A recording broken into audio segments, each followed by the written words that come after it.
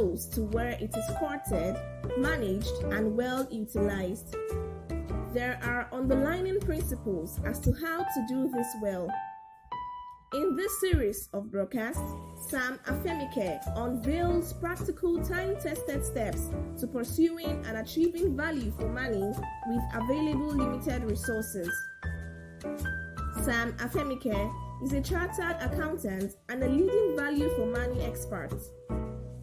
Sam is also an author with extensive post-qualification experience in Africa and Europe.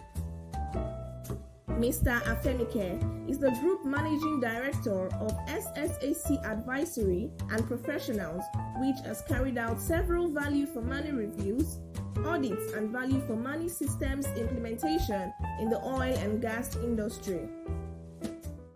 Welcome to Value for Money with Sam Afemikhe. Thank you for your continued engagement and feedback on all my online platforms. Your comments are highly welcomed. In this episode, we'll be examining the second pillar of value for money, which is measurement. We've already talked about the 80-20 principle. Measurement of results and rewarding achievements are very important in value for money. Measurement is so often taken for granted that we sometimes do not appreciate the grand importance of measurement in our lives. It is very important to measure the 3 E's, economy, efficiency, and effectiveness, not only to determine sources, but also to correct errors and sharpen focus on the pursuit of best value. Imagine if you did not go through examinations during your school days. How seriously will you pursue your studies? Measurement is imperative in the pursuit of value for money. Measurement in value for money refers to numerical information that quantifies input, output, and performance dimensions of processes, products, services, and other organizational outcomes. It is very easy to be entirely focused on inputs and ignore results and outcomes. Governments, almost all over the world, fund schools based on how many children enroll, and the police force is funded based on police estimates to fight crime, for example. So many examples like that. Individuals, companies, and government unnecessarily focus too much attention on funding. Indeed, funding transactions on the basis of inputs only means that they have little reason or incentive to strive for better performance. However, when the mode of funding is linked to results, people and institutions become obsessed about performance. It is therefore necessary that inputs and the results that it generates are carefully measured. Organizations that measure the results of their work, even when they do not link funding towards these results, find that the measurement information transforms them. Imagine if they link them to results. There are 6 key reasons why measurement has tremendous impact on value for money. Number 1, what gets measured gets done. If you measure something, people will respond to the results obtained. Measurement is therefore a call to action, particularly if best achievements are rewarded. Furthermore, the simple act of defining measures helps to enlighten the organizations and clarify their goals.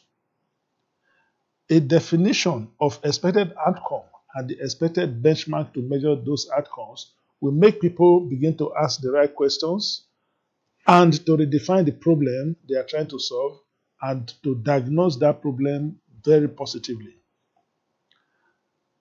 2, if you do not measure results, you cannot tell success from failure.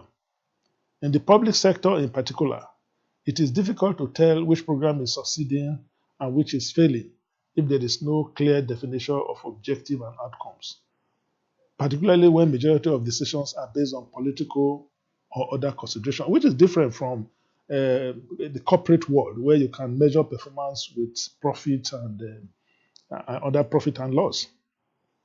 Similarly, when efforts are to be redoubled, it is unclear where to increase the budget, for example, for effectiveness. And if care is not taken, the additional expenditure ends up in the historical drain pipe. The third reason is that if you cannot see success, you cannot reward it. The best way to increase productivity is to reward success. Number 4, if you are not rewarding success, you are probably rewarding failure. Rewarding success is common sense. It also needs to be common practice. Otherwise, all that will be rewarded is failure. Number 5, if you cannot see success, you cannot learn from it.